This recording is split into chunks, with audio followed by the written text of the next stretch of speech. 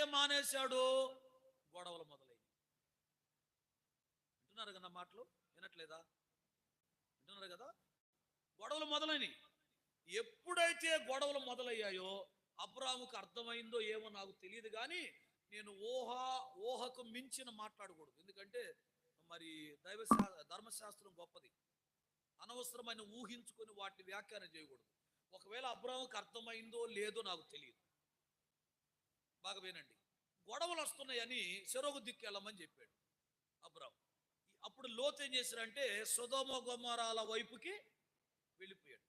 ఇక అబ్రాహాం ఆ లోతు ఎప్పుడైతే అలా వెళ్ళాడో వెళ్ళిన మరుక్షణమే దేవుడు ప్రత్యక్షం. స్తోత్రం చెప్పండి.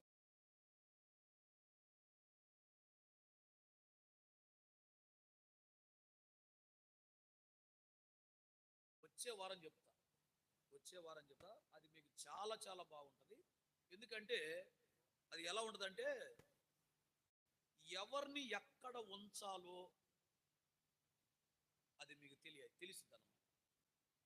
సొంతోళ్ళైనా బయటోళ్ళైనా రక్త సంబంధికులైనా ఎవరైనా సరే ఆత్మీయ జీవితానికి దెబ్బ తగిలేటప్పుడు, విశ్వాస జీవితానికి డ్యామేజ్ అయ్యేటప్పుడు, నీ విశ్వాసము నాశనం అయ్యేటప్పుడు ఎవరిని ఎక్కడ ఉంచాలో నీకు తెలియాలి.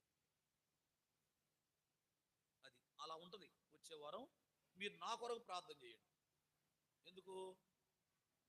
నేను మర్చిపోకుండా దేవుడు నాకు జ్ఞాపకం చేసినట్టుగా, దేవుడు నన్ను వాడుకునేటట్టుగా. అర్థమైందా?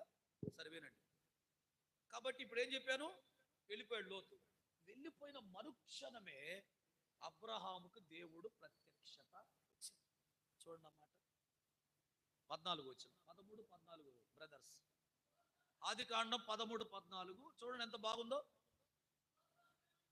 లోతు అబ్రహాముని విడిచిపోయిన తరువాత, అదిగో చూసారా, ఎప్పుడైతే విడిచిపెట్టాడో వెంటనే దేవుడు ప్రత్యక్షమయ్యి, ఇదిగో నీ కన్నులెత్తి నీవు ఉన్న చోట నుండి ఉత్తరము, దక్షిణము, తూర్పు చూడు.